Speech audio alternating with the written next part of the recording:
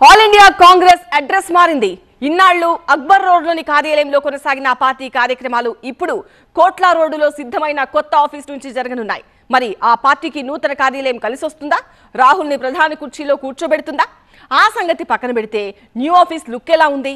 ప్రారంభోత్సవంలో నేతల ముచ్చట్లేంటి, విశేషాలేంటి?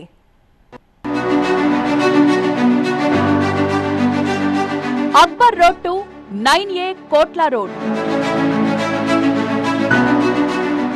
చిరునామా మార్చిన ఏఐసిసి. గ్రాండ్ గా న్యూ ఆఫీస్ లోకి ఎంట్రీ. ఆర్ఎస్ఎస్ ను టార్గెట్ చేసిన రాహుల్.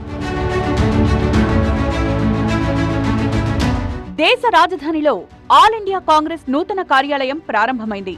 అగ్రనేత సోనియా గాంధీ కొత్త ఆఫీస్ ను ప్రారంభించగా పార్టీ జెండా ఎగురవేశారు ఏఐసిసి అధ్యక్షుడు మల్లికార్జున ఖర్గే. ఈ ప్రాంగణానికి ఇందిరాగాంధీ భవన్ గా నామకరణం చేశారు. పండుగలా జరిగిన ఈ కార్యక్రమంలో తెలంగాణ సీఎం రేవంత్, కర్ణాటక సీఎం సిద్ధరామయ్య సహా ఆయా రాష్ట్రాల మంత్రులు, జాతీయ కాంగ్రెస్ ముఖ్య నేతలు పాల్గొన్నారు. 9A కోట్ల రోడ్లో నిర్మితమైన 6 అంతస్తుల ఏఐసిసి ఆఫీస్ అత్యాధునిక హంగులతో రూపుదిద్దుకోవడం విశేషం. 2009లో ప్రారంభమైన దీని నిర్మాణం 15 సంవత్సరాలుగా కొనసాగి ఇప్పటికీ పూర్తి చేసుకుంది. ఇందులో స్వాతంత్ర్య పోరాట యోధులు మొదలు కాంగ్రెస్ ఉద్దండులను స్మరించుకుంటూ ప్రత్యేక గ్యాలరీని ఏర్పాటు చేయడం విశేషం. ఇన్నాళ్లు 24 అక్బర్ రోడ్లోని బంగ్లా నుంచి సాగిన కాంగ్రెస్ కార్యక్రమాలు ఇక మీదట కొత్త ఆఫీస్ నుంచి కొనసాగనున్నాయి. పార్టీ కొత్త ఆఫీస్ ప్రారంభోత్సవంలో ప్రసంగించిన అగ్రనేత రాహుల్ గాంధీ కాంగ్రెస్ ను దేశానికి ఆత్మలా అభివర్ణించారు. ఇది దేశంలోని ప్రతి కాంగ్రెస్ కార్యకర్తకు చెందిన భవనమన్నారు. రాజ్యాంగ స్ఫూర్తికి అనుగుణంగా ఈ భవంతి నిర్మాణం జరిగిందన్న రాహుల్ దేశం గురించి ఆలోచించేది కాంగ్రెస్ మాత్రమే అన్నారు. ఈ భవంతిలో జరిగే ప్రతి చర్చ దేశ క్షేమం కోసమే అని స్పష్టం చేశారు. ఈ సందేశాన్ని దేశ మూలల దాకా తీసుకువెళ్లాల్సిన బాధ్యత కార్యకర్తలదన్నారు Rahul. This building has emerged from the soil of our country, from the blood of our leaders, from the blood of our workers.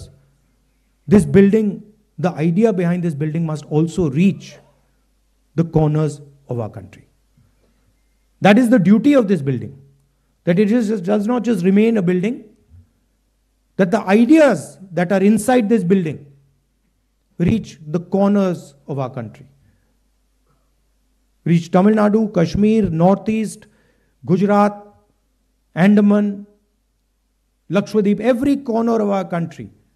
This idea has to be propagated from this building. తన speech లో పూర్తిగా RSS ను target చేసిన రాహుల్ మోహన్ భగవత్ తాజా comments కు strong counter ఇచ్చారు. దేశంలో ప్రస్తుత పరిస్థితులు ఆర్ఎస్ఎస్ వల్లనేనన్న రాహుల్ వారు చేస్తున్న విచ్ఛిన్నకర రాజకీయాలను అడ్డుకోవడం కాంగ్రెస్ వల్లే సాధ్యమన్నారు.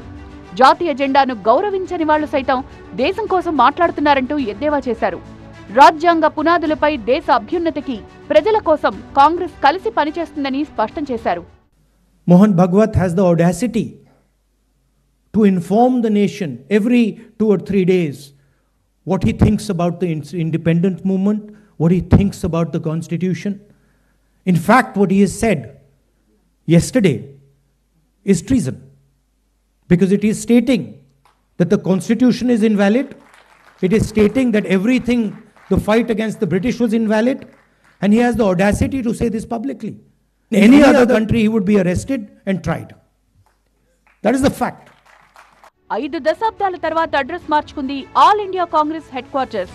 మరి దేశవ్యాప్తంగా కుదేలైన ఈ వృద్ధ పార్టీ తలరాత మారుతుందా అన్నదే ఇప్పుడు పొలిటికల్ గా చర్చనీయాంశంగా మారింది. వరుసగా 3 దఫాలు ఓడిపోయి తీవ్ర నైరాశ్యంలో ఉన్న హస్తం పార్టీకి కొత్త ఆఫీస్ కలిసొస్తుందా అని రాజకీయ వర్గాలు చర్చించుకుంటున్నాయి. అయితే కాంగ్రెస్ వర్గాలు మాత్రం ఇందిరా భవన్ తో పార్టీకి మళ్లీ పునర్వైభవం వస్తుందనే ఆశాభావం వ్యక్తం చేస్తున్నాయి. దశాబ్దాల చరిత్ర కలిగిన కాంగ్రెస్ సొంత కార్యాలయం కట్టుకోవడానికి ఎన్నేళ్లు పట్టిందంటే ఆ పార్టీ ప్రజల కోసం ఎంత నిస్వార్థంగా పనిచేస్తుందో అర్థం చేసుకోవాలన్నారు తెలంగాణ ముఖ్యమంత్రి రేవంత్ రెడ్డి. ఇందిరా భవన్ భవిష్యత్తులో కార్యకర్తలకు, ప్రజలకు దిశ దశగా ఉంటుందన్నారు రేవంత్ రెడ్డి. ఏఐసిసి ప్రధాన కార్యాలయం ఇందిరాభవన్ కు మారడం శుభపరిణామమన్నారు తెలంగాణ మంత్రి ఉత్తమ్. కాంగ్రెస్ కి మంచి రోజులొచ్చాయన్న ఆయన 2029లో రాహుల్ ప్రధాని అవుతారని ధీమా వ్యక్తం చేశారు. 140 సంవత్సరాల తర్వాత సొంత కార్యాలయాన్ని నిర్మించుకున్నది మీరు ఇన్ని సంవత్సరాలు దేశాన్ని నడిపిన కాంగ్రెస్ పార్టీ ఇప్పుడు సొంత కార్యాలయాన్ని కట్టుకున్నదంటే ఎంత నిస్వార్థంగా కాంగ్రెస్ పార్టీ ఇన్ని రోజులు ప్రజలకు సేవలు అందించిందో చూడండి. నిన్నగాక మొన్న వచ్చిన ప్రాంతీయ పార్టీలు కావచ్చు, లేకపోతే భారతీయ జనతా పార్టీ కావచ్చు, 140 సంవత్సరాలు ఉన్న కాంగ్రెస్ పార్టీ ఆర్థిక స్థితిగతులు, 40 సంవత్సరాల సీనియారిటీ ఉన్న భారతీయ జనతా పార్టీ యొక్క ఆర్థిక స్థితిగతులు ఏ విధంగా ఉన్నాయో చూడండి.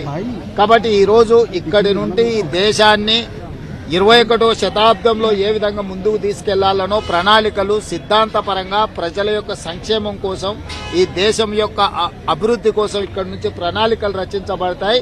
నేను తప్పనిసరిగా నా విశ్వాసం, నా నమ్మకం ఈ బిల్డింగ్ నుంచి జరిగే కార్యక్రమాల్లో కాంగ్రెస్ పార్టీ ముందుకు దూసుకెళ్తుంది.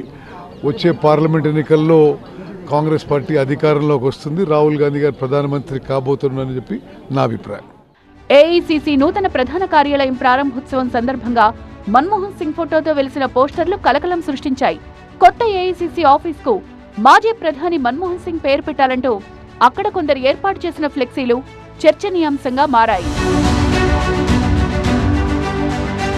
6 అంతస్తుల కాంగ్రెస్ కొత్త భవనంలో పార్టీ అనుబంధ సంస్థల కార్యాలయాలు కూడా ఉండనున్నాయి.